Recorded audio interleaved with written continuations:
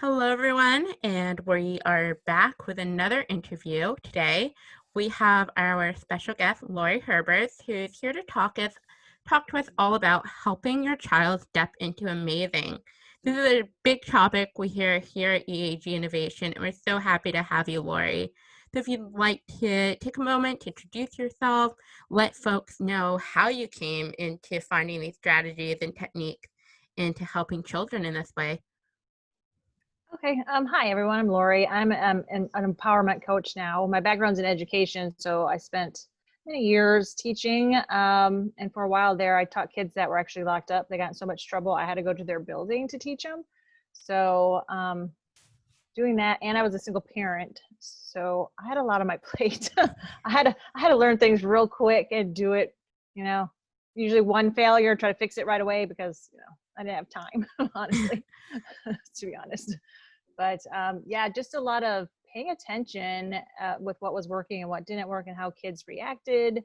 And I think what really helped too was those kids, they came from such traumatic backgrounds, or they were runaways, or they got pregnant really young. Um, so I learned a lot, a lot that way. I mean, I think there's so many things that society tells us that we need to know about children, or there's common myths and stigmas that are floating about. So it's amazing to see how you broke some of those by going into spaces where your teaching style needed to be different, to being a single parent where you needed to act fast and quickly take responsibility because there wasn't anyone around to particularly back you up. So I'm wondering, what would you say to folks who are hanging on to some of those myths and stigmas? I think the biggest thing I say, especially even as an empowerment coach, is don't let someone else's words become your truth. Just because might be true to them doesn't mean it's true to you. We get to decide what our truth is. And so, especially raising my daughter, and I would always have people trying to tell me, well, just wait till she's 2, or just wait till she's a teenager, or just, and I'm always like, no, I have an amazing kid. And so she was amazing Mhm. like the whole time.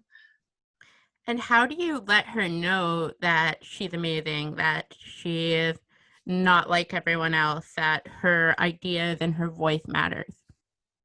Um, Well, I think I come from trauma and abuse. So for me, I was very adamant about telling her how amazing she was and how smart she was and that she could do whatever she wanted. She didn't have to do something just because a teacher said, because I also had a counselor tell me I wasn't smart enough to go to college. So you get to decide what to do with that information. And plus, as a teacher, and I even had other kids that, because they were locked up, they lost credits. And so they get very frustrated and be like, I took this class before. I don't want to do it. I'm not going to do it again. And they already said I was a loser or a failure anyway. And I'm like, so prove them wrong, because you cannot lose your education. Everything that you just get, stronger. They can't take it from you. You already took the class. You'll just do even better this time. I get that it's, a crappy thing that's happening right now, but you get to choose whether it tears you down or you're going to just step on it, use it as a step. So, it's all in perspective is really important. I love that idea of the perspective surrounding that everything kind of goes back to the love and faith we have within ourselves. And I'm wondering if you could speak to that frequency of love and that leadership that you take with love in your life. Okay. Yeah, love actually is a frequency. And some people, if that's new to you, seriously, go Google it. Your heart is different frequency. Your brain is a different frequency. Our cells actually vibrate.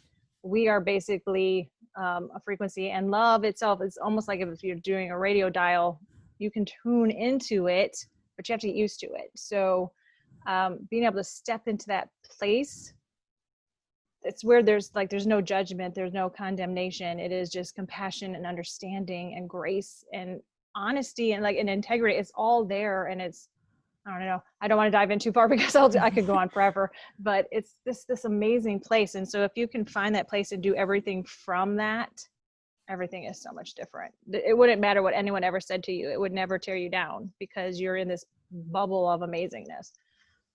So. Yeah. I think that sounds, as you're talking about it, so meditative and so calming.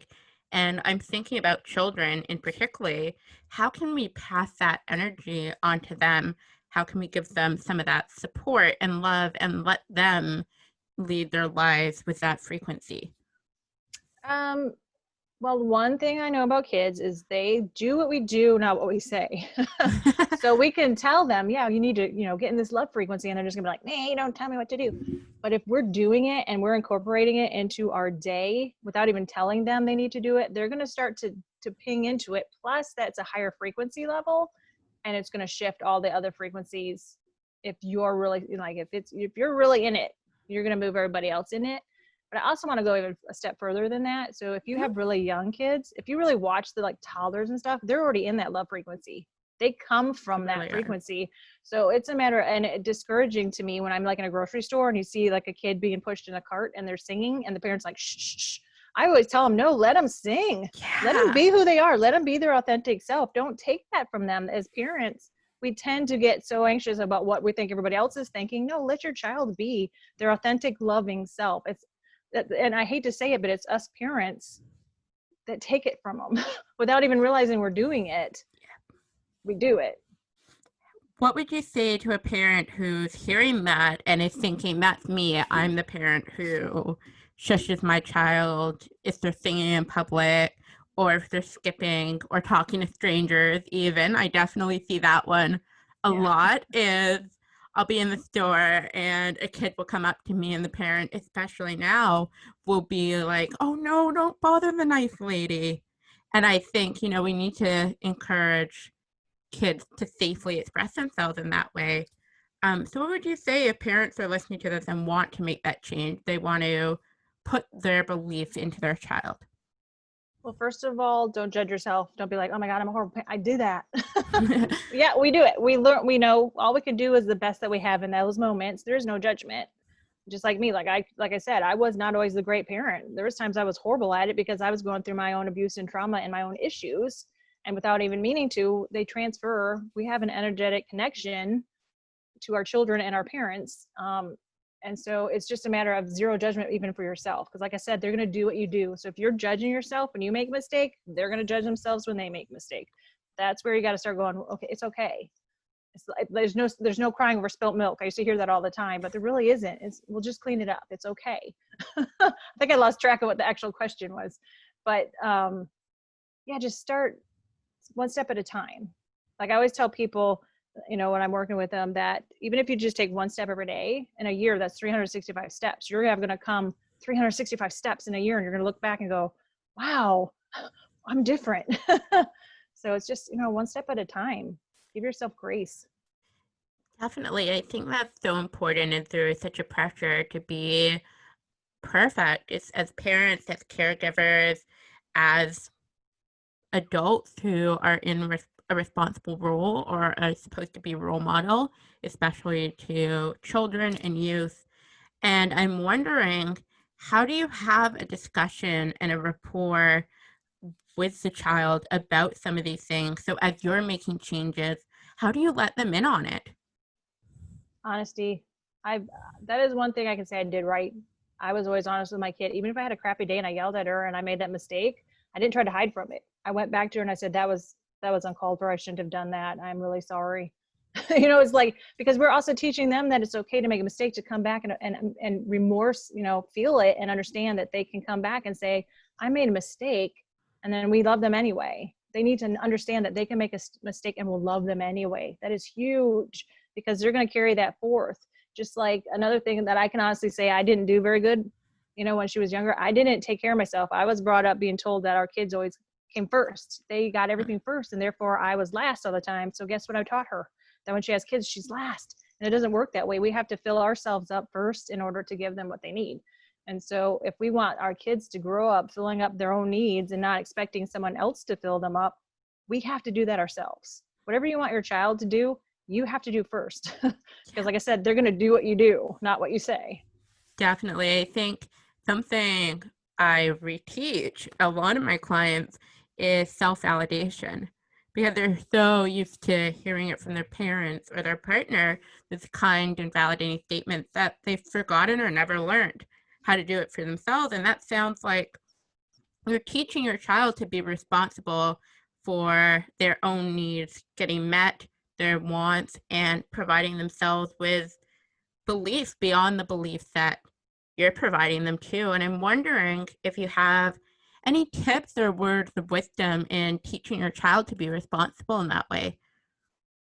Um, well, it's just a responsibility in general. First of all, is picking up their own stuff. I was the parent that if she didn't pick up her stuff, had a garbage bag and she was chasing me behind because like once I throw it away, if you don't pick it up, I'm going to throw it away and you'll never get it back. She learned real quick. Yeah. You got to pick up my stuff. But even as she started to get older, she was responsible to have her backpack ready the night before. She was responsible to know what her homework was and if it was done. If she forgot something and called me because I was teaching, I couldn't just bolt out of the house and go get it for her. So she had to figure out. I mean, there's sometimes you're going to understand is one thing we try to protect our kids so much that we overprotect them so that when something does go wrong, they have no idea what to do about it. So when they make a mistake, let them figure it out because you're there to show them how to work it out. If we don't do it before they leave our house, they're going to be, 18, 19, 20-year-olds out there. And when something falls apart, they're going to fall apart because they're not going to know what to do. So we have to slowly guide them through it while they're younger so that they don't have meltdowns. Because as a teacher, I had some kids that were brilliant kids, but if one little thing went wrong, they thought they were like everything just fell apart and they thought they were a failure because they made one little mistake. That's how we learn, Yeah. so we have to teach them that. It's definitely a good lesson in resilience as to what you're saying and having the parent or the guardian acting as a baseline where they know they can still get support and they know they're going to be pushed and guided into a direction that's going to be supportive of them later on in life. And I think that's incredible. I think more parents are looking to create some of those boundaries, especially as their children are home more, especially with even starting with things like getting them to pick up their things or even doing chores or taking responsibility for their own room or their own belongings. I think that's a great entryway into building resiliency and responsibility overall. So a lot of the things that you've talked about, I think, are so relevant to our community here, especially along the lines of the validation and the empowerment piece, and even just some of those things that come up at educators and parents. I'm wondering where folks can find you if they're curious and learning more, and if you have anything that's coming up that might be useful to our community here. Yeah, you can find me at soullovelegacy.com. And it's the same thing. All my stuff is Soul Love Legacy. So if you look that up, you're going to find me because it's my Facebook, it's my Instagram, it's my webpage.